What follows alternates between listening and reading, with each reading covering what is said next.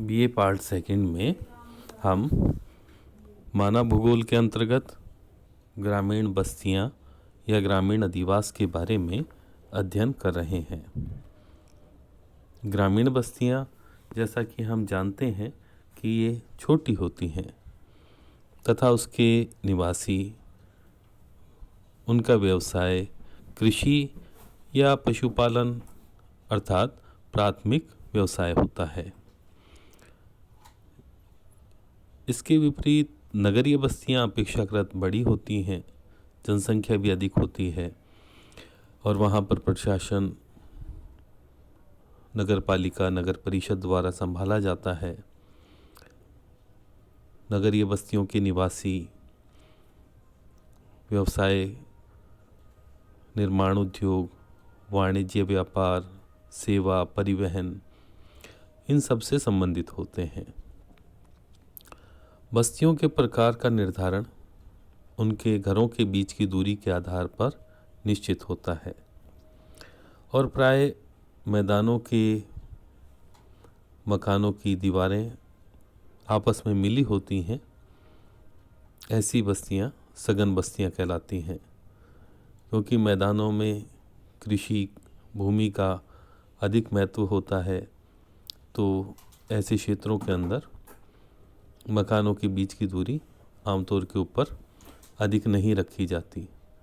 एक और कारण, पहले के समय में जो किसी समय सुरक्षा की दृष्टि से आपस में मिलकर रहना और शत्रुओं से बचाव करना, इसके लिए भी पास पास में घर बनाए जाते थे। इस तरह से ये बस्तियां जब धीरे धीरे बड़ी होती हैं या जिसमें अधिक मकान पास पास में होते हैं, सघन बस्ती कहलाती है। और संयुक्त बस्ती प्राय अधिक, जहाँ पर बड़ी बस्ती के पास में मिलकर जो छोटी छोटी बस्तियाँ होती हैं मिलकर बनती हैं, संयुक्त बस्ती कहलाती हैं। अधिक वर्षा वाले क्षेत्रों में, पहाड़ी प्रदेशों में मकान या घर 1, 2 या 5, 7 इस प्रकार के दूर दूर स्थित होते हैं। ये बिखरी हुई बस्तियां अपखंडित बस्तियां कहलाती हैं और जो दुनिया के विकसित देश हैं, जैसे कनाडा, नए बसे हुए देश, अमेरिका या ऑस्ट्रेलिया वगैरह, वहाँ पर जनसंख्या कम है और भूमि अधिक है, बड़े बड़े फार्म हैं, वहाँ एकाकी बस्तियाँ यानी कि फार्म स्टेट्स पाए जाते हैं। अब बस्तियों की जो आकृति है उसके आधार के ऊपर बस्ती का प्रतिरूप निश्चित होता है और ये प्रतिरूप होता है जैसे रेखीय, चौकपट्टी, त्रिभुजाकार, आयताकार, तारा आकार का। इन सब के बारे में हम अभी अध्ययन भी करेंगे। प्रत्येक गांव में बसे हुए लोग एक निश्चित व्यवस्था के अनुसार बसे होते हैं। यहाँ हम विशेष रूप से भारत के गांवों की, ग्रामीण क्षेत्र की बात कर रहे हैं। अब जैसे गांव के बीच में मंदिर होता है या और कोई हवेली होती है, पूजा स्थल, मस्जिद आदि होती हैं, उसके पास में कृषक और कृषक के बाद में कृषक श्रमिकों के घर बसे होते हैं। रास्ते के सहारे सहारे कृषि यंत्रों को ठीक करने वाले इस प्रकार की दुकानें होती हैं, काम करने वाले लोग होते हैं। इनमें लोहार और बढ़ई इनकी दुकानें होती हैं। इस व्यवस्था को ग्राम का विन्यास कहते हैं। और एक साधारण भारतीय गांव का विन्यास देखें तो आमतौर पर बीच में जो जमींदार पहले हुआ करते थे, उनकी हवेली, साथ में धार्मिक स्थल, सामाजिक स्थल, ये होते हैं। और बाहर की ओर संकेंद्रीय पेटियों में या वलय में अगर देखा जाए तो दूसरी पेटी में कृषक, तीसरी में कृषक श्रमिक और उसकी परिधि में आगे जो अन्य शिल्पकार हैं या जो मेहनत करने वाले, श्रमिक हैं, लोहार, बढ़ई, तेली, चर्मकार, कुम्हार, इस प्रकार के जो लोग थे उनके घर पाए जाते हैं। ये बस्तियों का स्वरूप था। और किसानों के जो घर थे उसमें पशुशाला भी और यंत्र स्थल भी होते थे। इस तरह से आमतौर के ऊपर गांवों में ये विन्यास देखा जाता है। अब हम यहाँ पर प्रकार और प्रतिरूप के बारे में यानी पैटर्न के बारे में आगे विस्तार से पढ़ रहे हैं।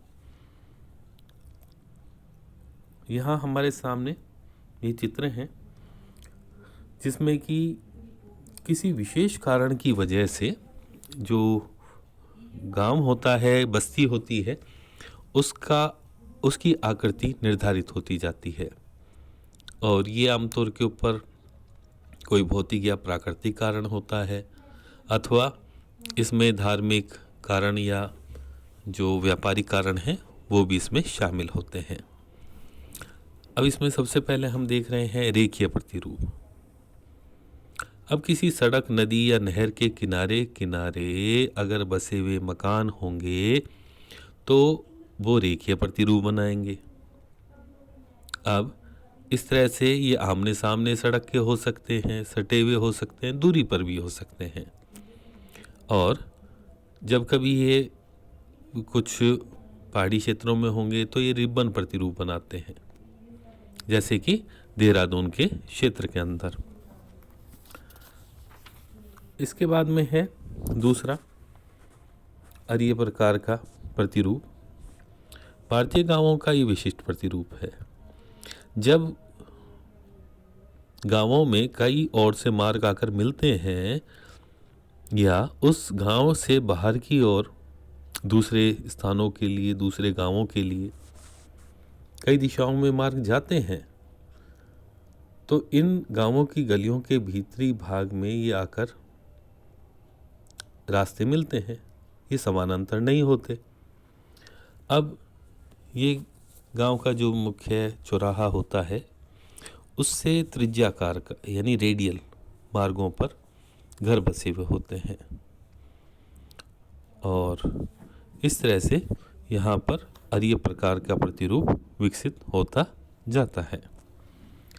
आगे है चौकोर पट्टी प्रतिरूप। मैदानों में जो गांव है, दो मार्गों के मिलने से चौपाल या जिसको क्रॉस कहते हैं उसके बसने से आरंभ होते हैं, तो वहाँ पर धीरे धीरे आयताकार प्रतिरूप बनने लगता है, जिसको कहते हैं चेकर बोर्ड पैटर्न। धीरे धीरे विकसित होता जाता है। इनमें गलियाँ समानांतर होती हैं और ये भारत में भी कुछ मेरठ आदि के कुछ गांव हैं, वहाँ पर भी ऐसा है, हापुड़ में भी है और दूसरे देशों में जैसे उत्तरी चीन आदि के जो कुछ गांव हैं वहाँ पर भी इस प्रकार का प्रतिरूप देखा जाता है। आगे है तीर प्रतिरूप।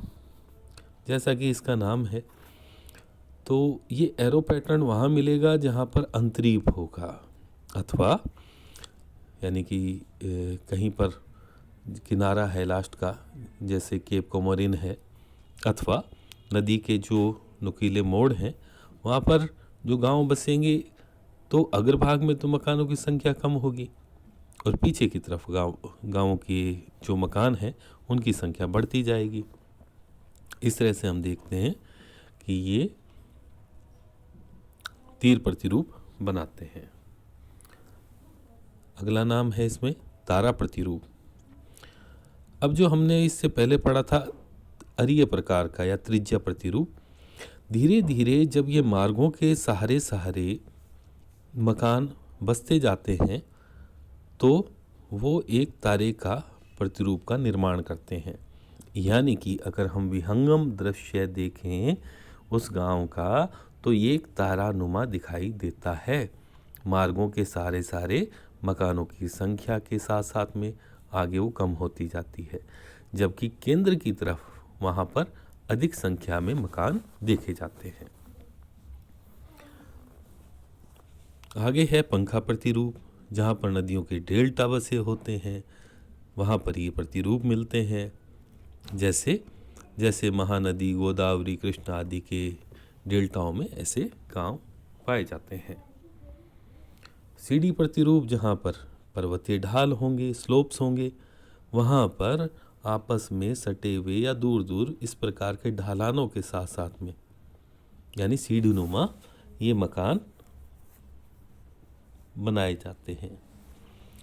जैसे हिमालय के क्षेत्र में या दूसरे जो रॉकीज, आल्प्स है या एंडीज़ है, वहाँ पर भी ऐसे गांव देखने को मिलते हैं।